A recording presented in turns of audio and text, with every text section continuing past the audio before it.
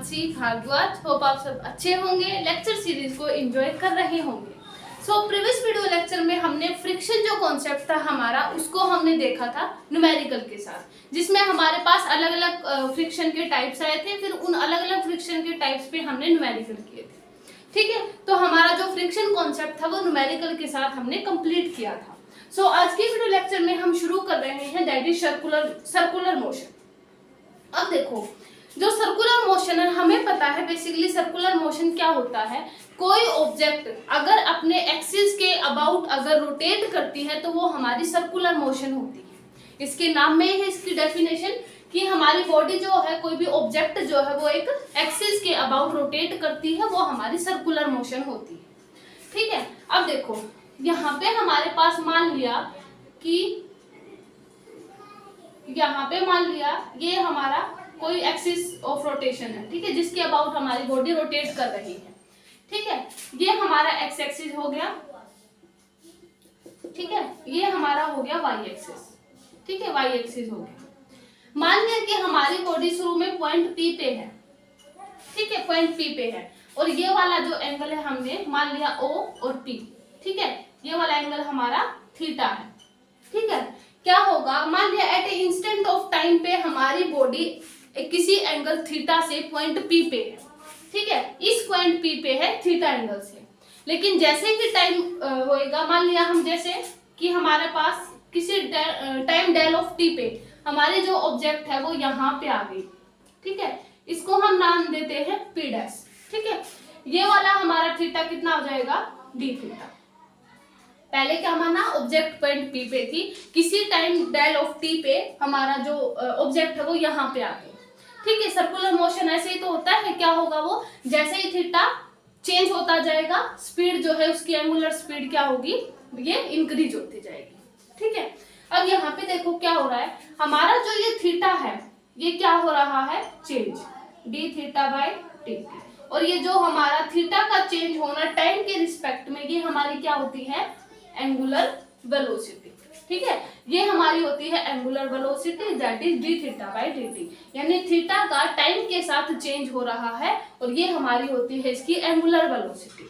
जैसा कि हमने लीनियर मोशन में देखा था कि हमारे जो ऑब्जेक्ट है अगर टाइम के साथ अगर थोड़ा सा उसमें मोमेंट होता है तो हमारा क्या होता है, लीनियर वेलोसिटी, लीनियर मोमेंटम होता है ना। और यहाँ पे हमारी जो ऑब्जेक्ट है वो हमारी क्या हो रही है, सर्कुलर मोशन में रोटेट कर रही है, तो ये होगा हमारा एंगुलर वेलोसिटी। ठीक है, तो omega is equal to D theta by D T आ गया, ये हमारी सर्कुलर मोशन होगी। ठीक है, अब देखो यहाँ से हमारे पास क्या आएगा, और अगर हम इसका एंगुलर वेलोसिटी का फिर से टाइम के साथ चेंज देखें तो ये हमारा क्या होगा, एंगुलर एक्सेलरेशन। यानी हमारे पास अगर हम इसको D square D theta by D T कर दे, या फिर ऐसे बोल सकते हैं कि हमारे पास alpha is equal to D omega by D T हो जाएगा। ठीक है, यानी हमारे पास यहाँ पे अगर एंगुलर वेलोसिटी का टाइम के साथ चेंज होता है तो ये हमारा होता है एंगुलर एक्सेलरेशन। जैसा कि वेलोसिटी का टाइम के साथ चेंज हो रहा था वो एक्सेलरेशन था, क्योंकि यहाँ पे बॉडी हमारी एक सर्कुलर मोशन में रोटेट कर रही है, तो उसका टाइम के साथ चेंज होगा, वो हमें एक्सेलरेशन देगा। कौन सा, एंगुलर एक्सेलरेशन। ठीक है, तो ये जो अल्फा है ये हमारा क्या है, एक एंगुलर एक्सेलरेशन। ठीक है, ओमेगा हमारी क्या है, एंगुलर वेलोसिटी, क्योंकि इसमें थीटा का टाइम के साथ चेंज हो रहा है, और अगर एंगुलर वेलोसिटी का फिर से टाइम के साथ अगर वो चेंज करे तो ये हमारा होता है एंगुलर एक्सेलरेशन। ठीक है, तो ये हमारी इक्वेशन मान लिया, इसको फर्स्ट नाम दे देते हैं, इसको हम नाम दे देते हैं सेकंड। अब देखो हमारे पास जब हमने कांस्टेंट एक्सेलरेशन का जब हमने कॉन्सेप्ट देखा था तो हमारे पास तीन टाइप की इक्वेशन आई थी। एक तो हमारे पास आई थी v is equal to u plus a t. ये किस केस में था, जब एक्सेलरेशन कांस्टेंट था। और s is equal to you t plus half a t square. ठीक है, और थर्ड हमारा था v square minus u square is equal to 2as। ठीक है, अब देखो यहाँ पे क्योंकि बॉडी हमारी रोटेट कर रही है किसी एंगल थीटा से, यानी ये वाला जो s है, यानी जो हमने जो लीनियर मोशन में ऑब्जेक्ट को देखा था तो उसमें जो ऑब्जेक्ट की डिस्टेंस थी उसको हम s से डिनोट कर रहे थे। ठीक है, जो डिस्टेंस चेंज हो रही थी उसको हम एस से देख रहे थे, लेकिन यहाँ पे क्या है कि सर्कुलर मोशन में है, तो हमारी जो ऑब्जेक्ट है वो सर्कुलर मोशन में मूव कर रही है, तो उस केस में हम एस को क्या लेंगे, थीटा। ठीक है, तो यहाँ पे हमारा अब ये इक्वेशन कैसे चेंज हो जाएंगी, ये हो जाएंगी, देखो v को हम क्या लिखेंगे, हमारी फाइनल वेलोसिटी, u हमारी इनिशियल वेलोसिटी होती थी, और यहाँ पे क्या होगा, v हमारी क्या होगी फाइनल एंगुलर वेलोसिटी, और u हमारी क्या होगी इनिशियल एंगुलर वेलोसिटी। ठीक है, तो सारी चीजों को हम इनसे रिप्लेस कर देंगे क्योंकि हमारी ऑब्जेक्ट सर्कुलर मोशन में मूव कर रही है। ठीक है, तो ये हमारा कैसे चेंज हो जाएगा, omega is equal to omega not plus का अल्फा टी, ये इक्वेशन फर्स्ट आ गई। ठीक है, ये जो लीनियर एक्सेलरेशन है इसको एंगुलर एक्सेलरेशन से चेंज कर देंगे। दूसरे केस में हमारे पास थीटा, क्योंकि एस जो ये हमारा चेंज हुआ है पी पी डैश, इसको हमने थीटा से देखा है। ठीक है, ये वाला, तो is equal to you T, यानी omega naught T plus half alpha T square. ठीक है, ये हमारी इक्वेशन सेकंड आ गई। उसके बाद इसको देखेंगे तो omega square is equal to omega not का स्क्वायर प्लस का 2 अल्फा और थीटा। ठीक है, क्योंकि एस को हम थीटा से रिप्लेस कर देंगे। ठीक है, तो सर्कुलर मोशन में हमारी जो कांस्टेंट एंगुलर एक्सेलरेशन पे जो इक्वेशन बनेंगे वो हमारी क्या होगी, ये इक्वेशन थी लीनियर मोशन में जब हमारा एक्सेलरेशन कांस्टेंट था, लीनियर एक्सेलरेशन।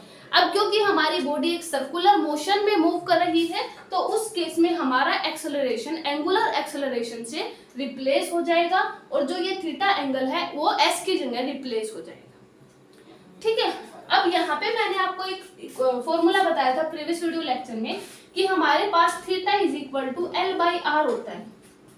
ठीक है, एल बाई आर होता है। अब यहाँ पे जो मान लिया पी पी डैश है, ठीक है, इस वाले पी पी डैश के लिए हम बात करें, क्योंकि हम पहला एग्जांपल यही लेके चले हैं कि शुरू में हमारी ऑब्जेक्ट यहाँ पे थी, फिर किसी डी थीटा एंगल से वो यहाँ पे आ गई।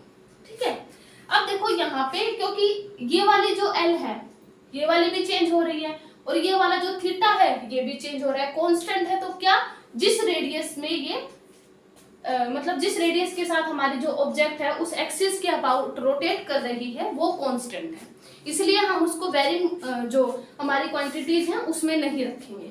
ठीक है, तो यहाँ पे हमारे पास क्या आ जाएगा, देखो del of L is equal to theta r हम लिख सकते हैं, del of theta into r. इसको हम ऐसे कर सकते हैं क्योंकि हमारा एल, ये वाली जो ऑब्जेक्ट है, ये वाली जो डिस्टेंस इसको मान लिया एल मानते हैं, तो ये वाला भी चेंज हो रहा है और हमारी थीटा भी चेंज हो रहा है। ठीक है, तो हमारे पास del L by del T is equal to del theta by del T और इनटू में आर। ठीक है, ये हो गया, और ये हमारी क्या है, एक डिस्टेंस डिस्प्लेसमेंट ही हुई ना, तो ये वाली क्या हमारी एक तरीके से डिस्प्लेसमेंट हो गया, तो ये वाला चेंज हो रहा है। अब डिस्प्लेसमेंट बाय टाइम हमने क्या देखा था, हमारी वेलोसिटी होती है। ये आपको क्लियर हो गया मैंने कैसे लिखा है, क्योंकि एक इक्वेशन आती है हमारे पास, जब हमारी ऑब्जेक्ट किसी थीटा के साथ एक एक्सिस ऑफ रोटेशन में मूव करती है, तो उस केस में जो थीटा एंगल होता है वो एल बाई आर होता है, यानी कितना ऑब्जेक्ट ने हमारे जो डिस्टेंस जो है चेंज हुआ, कितने डिस्टेंस के साथ चेंज हुआ और कितने एंगल के साथ चेंज हुआ। अब क्योंकि इसमें जिस एक्सिस के अबाउट ऑब्जेक्ट रोटेट कर रही है वो हमारी चेंज नहीं हो रही, सिर्फ चेंज क्या हो रहा है, थीटा और जो हमारी डिस्टेंस है। ठीक है, अब डिस्टेंस जो हमारी जो यहाँ पे जो ये चेंज हो रही है डिस्प्लेसमेंट, क्योंकि बॉडी हमारी डिस्प्लेस हुई है, तो डिस्प्लेसमेंट बाय टाइम हमारी यहाँ पे क्या हो जाएगी, वेलोसिटी, और यहाँ पे del theta by D t हमारा अभी अभी हमने देखा था d theta by D t omega होता है, तो ओमेगा इंटू आर। अब रेडियस हमारी चेंज नहीं हो रही क्योंकि ये रेडियस है। ठीक है, अगर बॉडी हमारे लिए यहाँ पे भी आ गई तो भी हमारी रेडियस चेंज नहीं होगी, मान लिया यहाँ पे आ गई तो ये वाली चीज कांस्टेंट रहेगी, इसलिए यहाँ पे इसको हम वेरिएबल नहीं करेंगे। ठीक है, तो v is equal to omega into r. यहाँ से हमारा ये फॉर्मूला आया। अब इन पे बेस हम न्यूमेरिकल करेंगे तब अच्छे से क्लियर हो जाएंगे कि ये जो इन फॉर्मूले का यूज जो है न्यूमेरिकल में कैसे करेंगे। ठीक है, तो हमारे पास ये एक इक्वेशन है, ये फर्स्ट थी, ये सेकंड थी, इसको हम थर्ड नाम दे देते हैं। ठीक है, यहाँ तक हो गया। अब देखो अब इसमें हम ऐसे कंसिडर करें कि हमारी जो बॉडी है वो किसी आर रेडियस के साथ एक्सिस ऑफ रोटेशन में मूव कर रही है, ठीक है। अब अगर एक्सिस ऑफ रोटेशन में मूव कर रही है, क्योंकि इसकी जो डिस्टेंस है सेंटर से पॉइंट P तक की वो कांस्टेंट है, ये वाली डिस्टेंस। अगर ये वाली डिस्टेंस कांस्टेंट है, इसका मतलब इसकी स्पीड भी कांस्टेंट होगी, है ना, क्योंकि हमारी स्पीड क्या होती है, डिस्टेंस बाय टाइम। तो यहाँ पे इसकी स्पीड कांस्टेंट होगी। लेकिन अगर यहाँ पे वेलोसिटी का कॉन्सेप्ट देखें तो वो तो चेंज होगी, क्योंकि वेलोसिटी हमारी एक वेक्टर क्वांटिटी है। तो जैसे ही हमारी स्पीड चेंज होगी ये उस पे भी डिपेंड करेगी, और ऑब्जेक्ट किस डायरेक्शन में जाएगी ये उस पे भी डिपेंड करेगी। तो डिस्टेंस कांस्टेंट होने के कारण हमारी स्पीड है वो कांस्टेंट होगी, लेकिन वेलोसिटी कांस्टेंट नहीं होगी। तो वो हमारी जो है ऑब्जेक्ट किस डायरेक्शन में जाएगी और कितनी स्पीड के साथ जाएगी उन दोनों चीजों पे डिपेंड करेगी। अब क्योंकि यहाँ पे चेंज इन वेलोसिटी का कॉन्सेप्ट आया है तो यहाँ पे डेफिनेटली एक एक्सेलरेशन जो है क्रिएट होगा, ठीक है। अब वो एक्सेलरेशन हम कैसे निकालेंगे अभी हम करेंगे उसको। ठीक है, आपको क्लियर हो गया कि यहाँ पे जो एक्सेलरेशन का कॉन्सेप्ट है वो कैसे आया। यहाँ पे एक्सेलरेशन का कॉन्सेप्ट ऐसे आया क्योंकि यहाँ पे डिस्टेंस, ये वाली डिस्टेंस कांस्टेंट थी, ये डिस्टेंस कांस्टेंट होने के कारण हमारी स्पीड भी कांस्टेंट हो गई, और लेकिन डिस्प्लेसमेंट है वो चेंज हो रहा था, ठीक है। ऑब्जेक्ट पहले यहाँ पे फिर यहाँ पे ऐसे घूमेगी, डिस्प्लेसमेंट चेंज हो रहा है, इसका मतलब वेलोसिटी चेंज हो रही है, और चेंज इन वेलोसिटी का मतलब हमारा एक एक्सेलरेशन क्रिएट हो रहा है।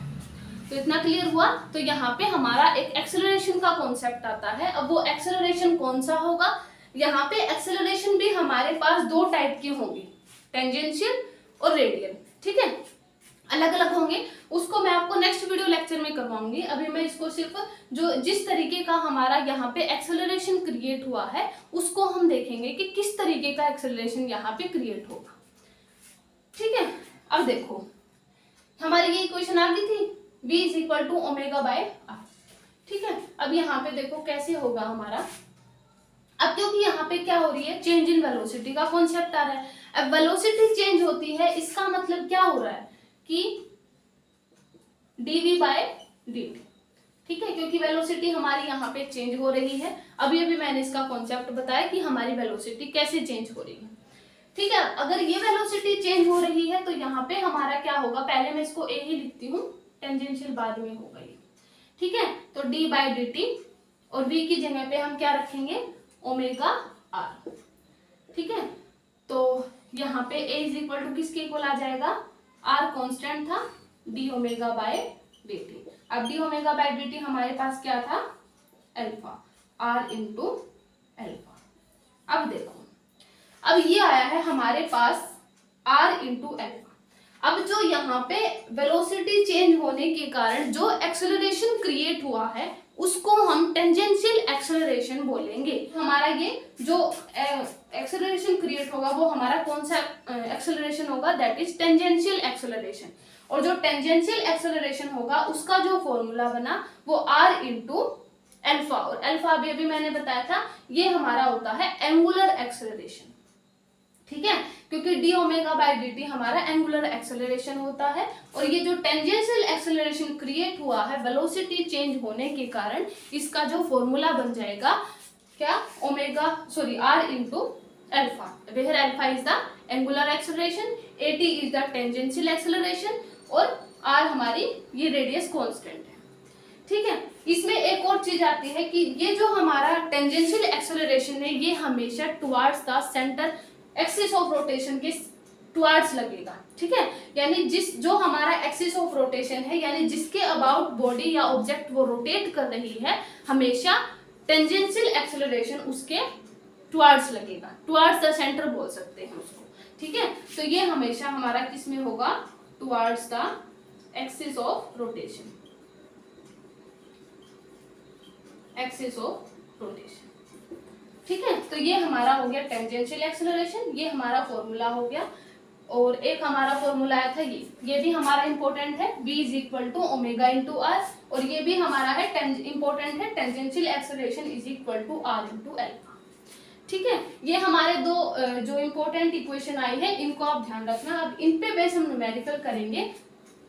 ताकि हमें क्लियर हो जाए कि इन पे बेस्ड न्यूमेरिकल है वो किस तरीके की लैंग्वेज में पूछे जाते हैं। ठीक है, तो अब हम इन दोनों ये जो फॉर्मूले आए हैं इन दोनों पे हम न्यूमेरिकल। अब देखो जो ये न्यूमेरिकल है ये किस पे बेस है हमारा, कि एक पार्टिकल है वो एक सर्कल में मूव कर रहा है, रेडियस उसकी 20 सेंटीमीटर है। जैसा कि अभी अभी मैंने बताया था कि जब ऑब्जेक्ट एक सर्कुलर मोशन में मूव करती है तो उसकी रेडियस कांस्टेंट होती है। तो रेडियस हमारी कितनी गिवन है, 20 सेंटीमीटर। हमें इसकी लीनियर स्पीड जो गिवन है वो कितनी है, 10 मीटर पर सेकेंड। हमें इसकी एंगुलर वेलोसिटी निकालनी है। तो अभी अभी जो हमारी एंगुलर वेलोसिटी है और जो लीनियर वेलोसिटी है उसमें एक रिलेशन आया था, v is equal to r into omega. ठीक है, तो v is equal to r into omega, where omega is the angular velocity, v is the linear velocity and r is the radius of a circle. ठीक है, ये हमारी equation आई थी r into omega. ठीक है, अब यहाँ पे हमें निकालना क्या है, एंगुलर वेलोसिटी, यानी हमें ओमेगा निकालना है। ठीक है, v हमारा कितना गिवन है, 10 और r हमारा कितना है, 20 सेंटीमीटर। अब 20 सेंटीमीटर को जब मीटर में चेंज करेंगे तो हमारा कितना आ जाएगा, 100 सेंटीमीटर। ठीक है, और 1 सेंटीमीटर में कितना आ जाएगा, 10⁻² इंटू 20। ठीक है, यानी 20/100 कितना आ जाएगा, 0.2। यानी 1 सेंटीमीटर जो 20 सेंटीमीटर में हमारे पास 0.2 मीटर बनेंगे, क्योंकि हमारी जो स्पीड गिवन है वो मीटर पर सेकंड गिवन है, इसलिए ये भी हमें किस में चाहिए, मीटर में। ठीक है, तो यहाँ पे कितना आ जाएगा, 0.2 मीटर और ये भी मीटर पर सेकंड।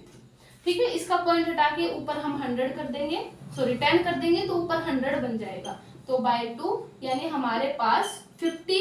और एंगुलर वेलोसिटी को हम किस में मेजर करते हैं, रेडियन पर सेकंड में। ठीक है, तो ये आ जाएगा रेडियन पर सेकंड।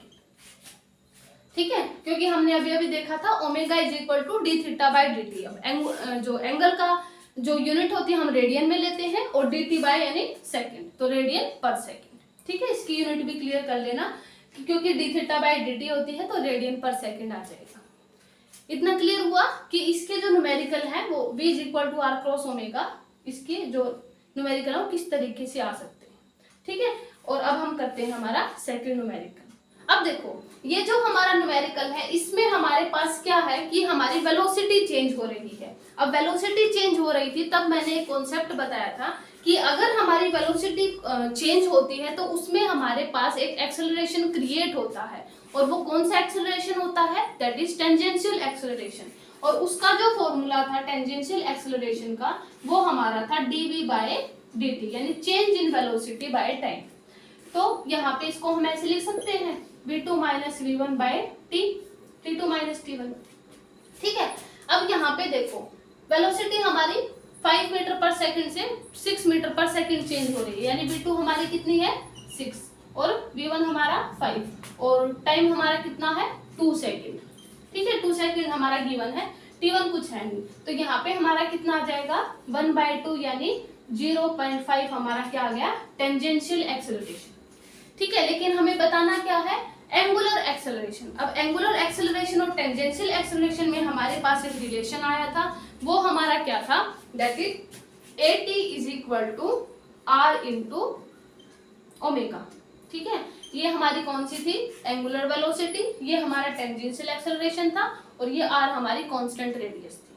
अब इसमें हमें क्या बताना है, सॉरी r इंटू एल्फा था, ओमेगा नहीं था, r इंटू एल्फा ये था फॉर्मूला। ठीक है, अब इसमें हमें ये एंगुलर एक्सेलरेशन बताना है। अब एल्फा हमारा क्या था, एंगुलर एक्सेलरेशन। ठीक है, एंगुलर एक्सेलरेशन। अब इसमें हमें एंगुलर एक्सेलरेशन बताना है, तो जो टेंजेंशियल एक्सेलरेशन है उसको हम रेडियस से डिवाइड कर देंगे, जो कि रेडियस हमारे 20 सेंटीमीटर गिवन है। ठीक है, तो टेंजेंशियल एक्सेलरेशन हमारे पास 0.5 आया है, और रेडियस को अगर हम मीटर में चेंज करेंगे, क्योंकि मीटर पर सेकंड स्क्वायर बनेगा, और इसको जब हम मीटर में चेंज करेंगे तो इसमें आ जाएगा 0.2, जो कि प्रीवियस न्यूमेरिकल में अभी हमने किया है। तो उस केस में हमारे पास कितना आ जाएगा ये 2.5, और हमें एंगुलर एक्सेलरेशन निकालना है तो वही हम, तो यहाँ पे हमारे पास क्या बना कि हमारे पास जो टेंजेंशियल एक्सेलरेशन आया, यानी जो एंगुलर एक्सेलरेशन आया वो टेंजेंशियल एक्सेलरेशन को रेडियस से डिवाइड करके इस फॉर्मूले से हमने निकाला। ठीक है, तो अगर हमारे पास टेंजेंशियल एंगुलर एक्सेलरेशन अगर पूछा जाए और वेलोसिटी चेंज गिवन हो तो पहले हमें टेंजेंशियल एक्सेलरेशन निकालना है, उसके बाद हमें इस फॉर्मूले का यूज करके एंगुलर एक्सेलरेशन को निकालना है। ठीक है, तो ये हमारा कुछ कॉन्सेप्ट था, बेसिक था सर्कुलर मोशन का, क्योंकि आगे सर्कुलर मोशन को समझने के लिए इतना बेसिक करना हमें जरूरी था। ठीक है, तो आज के वीडियो लेक्चर में हम इतना ही बेसिक करेंगे। नेक्स्ट वीडियो लेक्चर में हम यहाँ पे जो एक्सेलरेशन है उसके जो टाइप आएंगे, रेडियल और जो टेंजेंशियल एक्सेलरेशन आएगा उसको हम अच्छे से डिस्कस करेंगे। ठीक है, सो आज के वीडियो लेक्चर में इतना ही। वीडियो को लाइक करें, शेयर करें। Thank you so much.